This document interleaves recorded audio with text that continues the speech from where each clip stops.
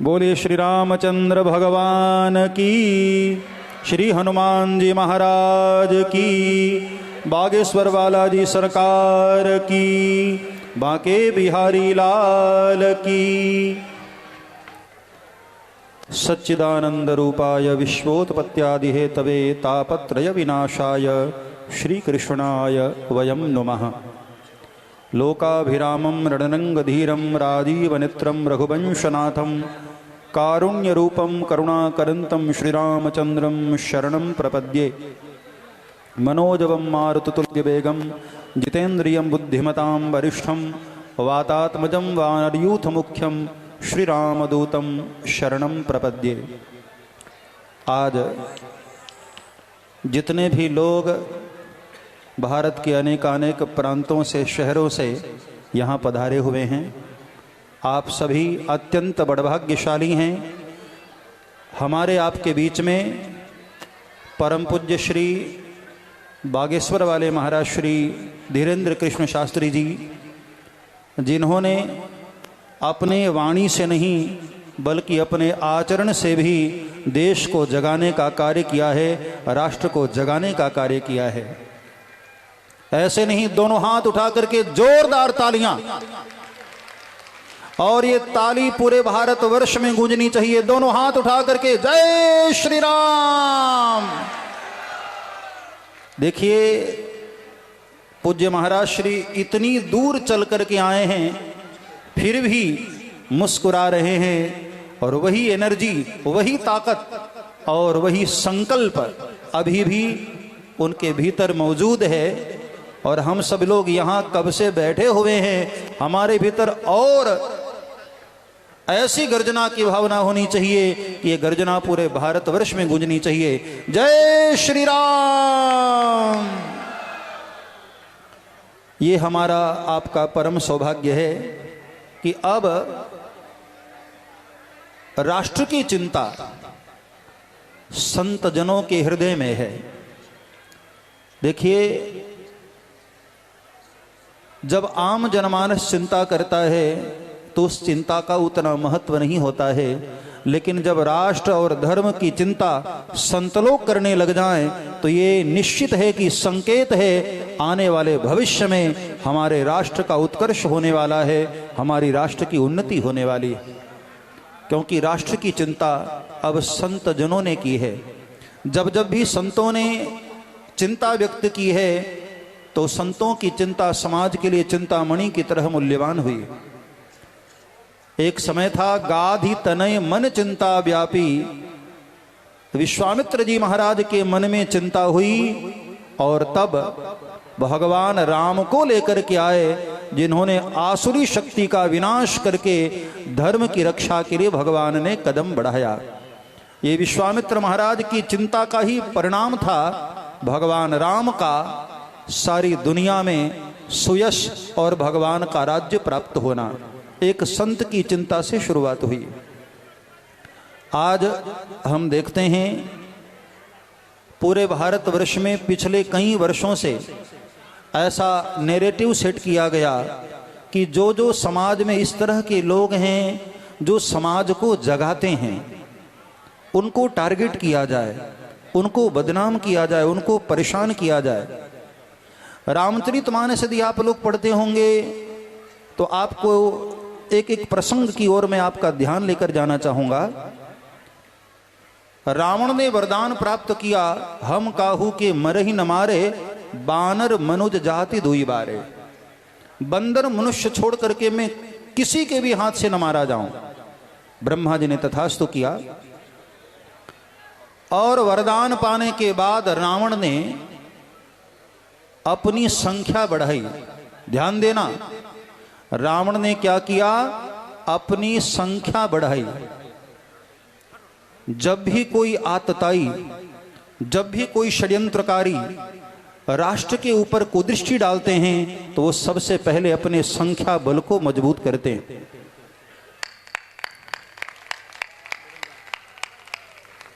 क्योंकि आज हमारे देश में बहुमत की सरकारें होती और विधर्मियों को आतताइयों को अच्छी तरह से ये बात मालूम है कि यदि इस देश पर राज्य करना है तो संख्या बल सबसे पहले मजबूत करना जरूरी है। रावण ने भी वरदान पाने के बाद सबसे पहले 1 लाख पूत 1.25 लाख नाती, रावण ने अपनी संख्या बढ़ाई। और संख्या बढ़ाने के बाद एक दिन रावण ने सबको, अपने पुत्र पौत्रादिकों को बुला करके आदेश किया कि ब्रह्मा जी ने मुझे क्या कहा था, मुझे मनुष्य मारेगा, तो जाओ ऐसे समाज का निर्माण कर दो जहां कोई मानव बचे ही ना। समाज में ऐसा आतंक फैलाओ कि मानव सभ्यता खत्म हो जाए। तो सबने पूछा कि मालिक उसकी शुरुआत कहां से करें। तो रावण ने आदेश दिया था, बहुत ध्यान से सुनना, एक एक व्यक्ति को यह बात सुनने और समझने जैसी है कि हमारे देश में पिछले 50-60 वर्षों से क्या षड्यंत्र रचा जा रहा है और हमारे माइंड को किस प्रकार डाइवर्ट किया जा रहा है और किस प्रकार से हमारे चित्त को दूषित किया जा रहा है, हमारे बच्चों को संस्कारों से भटकाया जा रहा है। रावण ने कहा कि समाज का निर्माण करता कौन है? कौन है ऐसे लोग जो समाज को जगाने का प्रयास करते हैं और अनवरत मेहनत करते हुए समाज को जगाते रहते हैं? तो सबने कहा कि मालिक 2-4 ही लोग हैं जो समाज के प्रहरी। कौन कौन है? सबसे पहले निशाने पर रखा कथाकारों को। कथाकार, कलाकार और पत्रकार, ये 3 लोग समाज को जगाने का कार्य करते हैं, समाज के प्रहरी। तो रावण ने आदेश दिया, तेहि बहुविध त्रासई देश निकासई जो कह वेद पुराना। और देखिए आपके सामने तीनों ही तरह के, जिनका मैंने नाम लिया, कथाकार, कलाकार और पत्रकार, ये तीनों का संगम हो रहा है इस मंच पर। कलाकार अपनी कला के माध्यम से समाज को संदेश देते हैं। पत्रकार मतलब साहित्य जगत के कोई भी गणमान्य महापुरुष अपनी लेखनी के माध्यम से, अपनी कलम के माध्यम से समाज को जगाने का कार्य करते हैं। जब जब भी भारत की कलम धीमी हुई है तब तक भारत में आतताइयों का बोलबाला बढ़ा है। इसलिए कलम में पैनी धार चाहिए, तब हमारे देश का उत्कर्ष हो सकता है और हमारे देश की उन्नति हो सकती है। रावण ने आदेश दिया, इन तीनों को ही सबसे पहले टारगेट किया। तेहि बहुविध त्रासई देश निकासई जो कह वेद पुराना। जो वेद पुराण के माध्यम से, शास्त्रों के माध्यम से, कथाओं के माध्यम से समाज को जगाने का कार्य करते हैं, ऐसे संतों को सबसे पहले, ऐसे भक्तों को और ऐसे सज्जनों को सबसे पहले टारगेट किया जाए। आज भगवान की कितनी बड़ी कृपा हो रही है कि ये तीनों का संगम हो रहा है। कथाकार भी हैं, कलाकार भी हैं और पत्रकार भी हैं। इन तीनों की मौजूदगी इस बात को सिद्ध कर रही है कि आने वाले भविष्य में भारत पुनः विश्व गुरु बनने वाला है और देखते ही देखते हमारा देश हिंदू राष्ट्र बनकर के रहेगा और हम सब लोग मिलकर के हिंदू राष्ट्र बनाएंगे। रावण ने आदेश किया और रावण के आदेश के बाद इन तीनों को टारगेट किया जाने लगा। संतों को, भक्तों को, सज्जनों को परेशान किया जाने लगा और कुछ समय तक रावण इसमें सफल भी होता हुआ दिखाई दिया। एक समय ऐसा आया कि रावण ने ऐसे समाज का निर्माण कर दिया जहां मानव सभ्यता लगभग विलुप्ति के कागार पर आ गई। लेकिन तब गाधी तनय मन चिंता व्यापी, जब रावण का अत्याचार इतना पराकाष्ठा पर पहुंच गया, तब जो कार्य राजा को करना चाहिए था वो कार्य एक संत ने किया। यही बात मैं आप लोगों को कहना चाहूंगा कि जिस कार्य को हमारे देश के सत्ताधीशों को करना चाहिए था, लेकिन सत्ताधीशों ने पिछले 70 वर्षों में नहीं किया, अब उस कार्य की जिम्मेदारी बागेश्वर महाराज जैसे संतों ने ले ली है। तो बहुत शीघ्र हमारा संकल्प है कि हिंदू राष्ट्र बन करके रहेगा और हमारा देश विश्वगुरु बन करके रहेगा। पिछले कई वर्षों में आपने देखा होगा, पूज्य श्री देवकीनंदन ठाकुर जी महाराज भी हमारे बीच में बैठे हैं। श्री बागेश्वर वाले महाराज जी जो लगातार तप करके, तपस्या करके, त्याग करके, अपनी वाणी से, अपने प्यार से, अपने दुलार से सबको प्यार देते हुए, सबको प्रेम करते हुए आपको जगाने का प्रयास कर रहे हैं। आप लोगों को इतना तो पता चल ही गया होगा, आप सभी लोग जो भगवान राम को जानते हैं, भगवान राम को प्रेम करते हैं, आप सबको पता था राम राज्य आया उसके पहले 14 वर्ष भगवान राम दीनहीनों के पास चल करके, वनवासियों के पास चल करके, गरीबों के पास जा जा करके भगवान ने सबको जगाया। उसके बाद अयोध्या में विराजित होकर के दुनिया में राम राज्य लेकर के भगवान आए। राम राज्य की शुरुआत हमारे बागेश्वर वाले महाराज जी का बड़ा प्यारा संकल्प है कि जात पात की करो विदाई, छुआछूत की करो विदाई, क्योंकि हम सब हिंदू भाई भाई। ऐसे नहीं, दोनों हाथ उठाकर बोलो, हम सब हिंदू, हम सब हिंदू, हम सब हिंदू। भगवान राम ने राम राज्य की जब शुरुआत की और वन की यात्रा पर निकले तो पता है सबसे पहले भगवान ने गले किसको लगाया? निषाद राज को गले लगाया, केवट को गले लगाया, और भगवान ने केवट को गले लगा करके राम राज्य की ओर पहला कदम बढ़ा दिया था। ये भगवान के राम राज्य की शुरुआत एक दीनहीन को गले लगाने से हुई। वही बात मैं आप लोगों को कहना चाहता हूं कि यदि हमारे देश को जगत गुरु बनाना है, विश्व गुरु बनाना है, हिंदू राष्ट्र बनाना है, और जो कि जरूरी है, एक ईसाई के ऊपर यदि कोई खतरा आए तो ईसाइयों के दुनिया में कई देश हैं, किसी मुसलमान के ऊपर यदि कोई खतरा आ जाए तो मुसलमानों के भी दुनिया में कई देश हैं, लेकिन हिंदू के ऊपर कोई खतरा आ जाए, कोई मुसीबत आ जाए तो हिंदुओं के लिए धरती पर कोई भी देश नहीं है। इसलिए जरूरी अब वो समय आ गया है कि हमारा देश हिंदू राष्ट्र बने और हम सब ताकतवर होकर के इसको पुनः विश्वगुरु बनाएं। जिस कल्पना और जिस सपने को लेकर के हमारे महापुरुषों ने बलिदान दिया, आजादी की लड़ाई लड़ी, क्या हम लोग उस ओर आगे बढ़ पा रहे हैं? जब तक हम लोग सोए रहेंगे, जब तक हम लोग केवल स्वार्थ की मानसिकता रखेंगे, तब तक हमारे साथ यही होता रहेगा। वोटों की खातिर हमारा शोषण होता रहेगा और हमें जातियों में बांटा जाता रहेगा।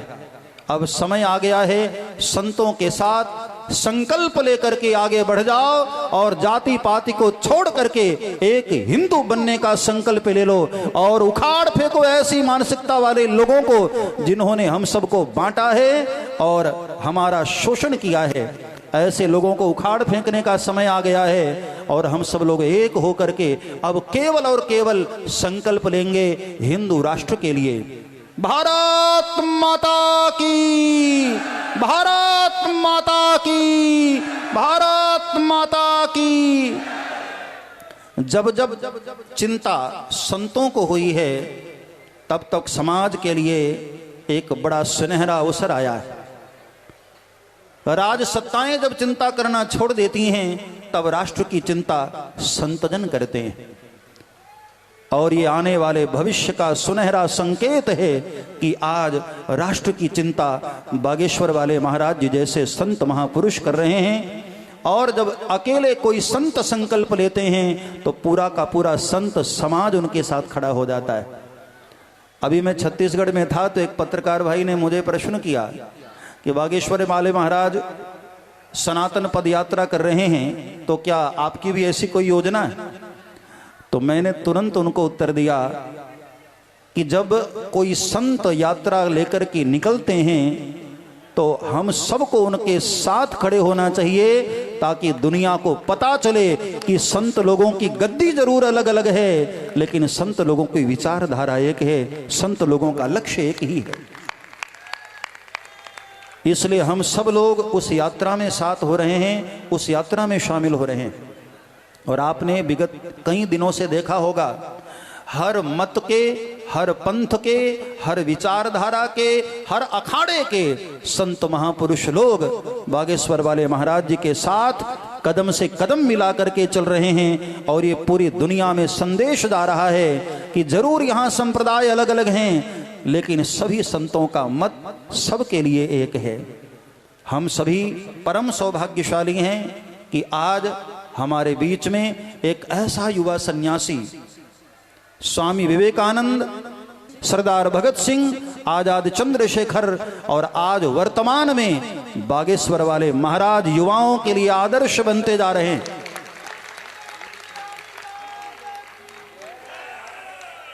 केवल कथनी नहीं, केवल समाज को उपदेश नहीं, समाज में अपने कदम से कदम मिलाकर, अपने आचरण से, अपनी वाणी से और अपनी तपस्या के द्वारा ये बताया है समाज को कि हम केवल बोलते ही नहीं हैं, अपनी तपस्या के द्वारा करके भी वो दिखाते हैं। समाज को अब तो जरूर जाग जाना चाहिए।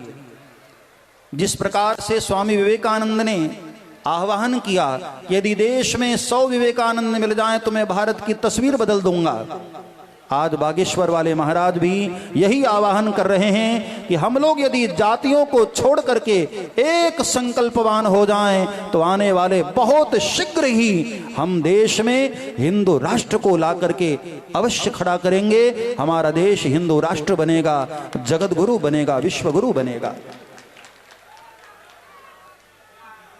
इतनी मेहनत, इतनी यात्रा, भगवान राम 14 वर्ष यदि जब पैदल चले ना, तब ही संतों को आनंद होने लग गया था। संत लोग समझ गए थे कि अब वो समय आ गया है जब दुनिया को राम राज्य मिलने वाला है।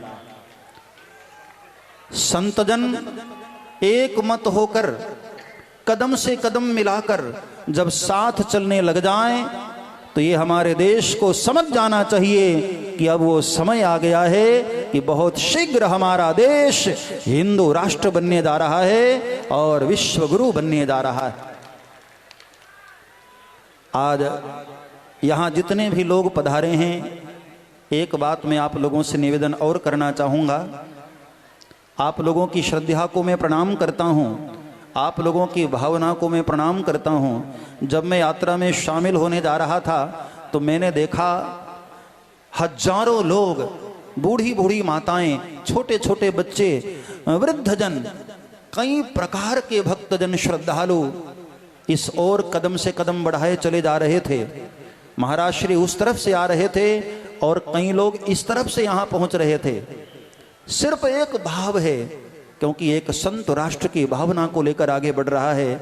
इसी भावना के कारण बूढ़ी बूढ़ी माताएं, जिनसे चला भी नहीं जा रहा था, मैंने देखा कि वो भी किसी तरह लड़खड़ाते चली आ रही हैं। जब उन माताओं के अंदर राष्ट्र की चिंता है तो हम सभी को एक आज संकल्प लेना है, सौगंध लेना है।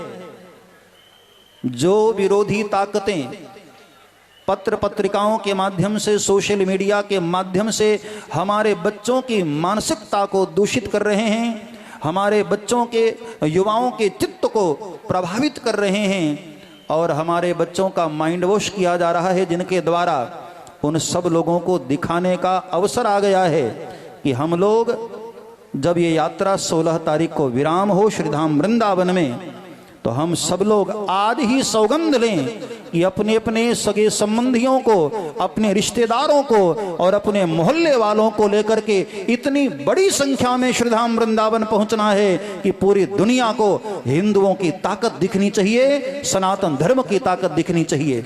दोनों हाथ उठा करके हम लोग महाराज श्री को वचन दें इस 16 तारीख को।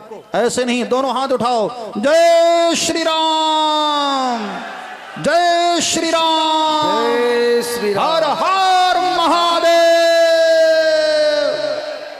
भगवान महादेव को हम लोग साक्षी मानकर ये संकल्प ले रहे हैं कि 16 तारीख को सगे संबंधियों समेत, इष्ट मित्रों समेत, अपने परिवार समेत हम लोग श्रीधाम वृंदावन पहुंचेंगे और महाराज श्री को विश्वास दिलाएंगे कि जब जब भी आप आवाहन करेंगे हम अपने राष्ट्र के लिए सारे कार्य छोड़ करके पहले राष्ट्र के लिए हम लोग खड़े होंगे। राष्ट्र होगा तभी धर्म होगा, और जब धर्म होगा तभी हमारे संस्कार बचेंगे, और संस्कार बचेंगे तभी हमारा समाज बचेगा, और समाज बचेगा ना तभी हम लोग बचेंगे। इसलिए हम लोगों को संकल्प लेना है सबसे पहले राष्ट्र के लिए। हम सब लोग राष्ट्र के लिए एक हों। इस राष्ट्र में कोई अलग नहीं है।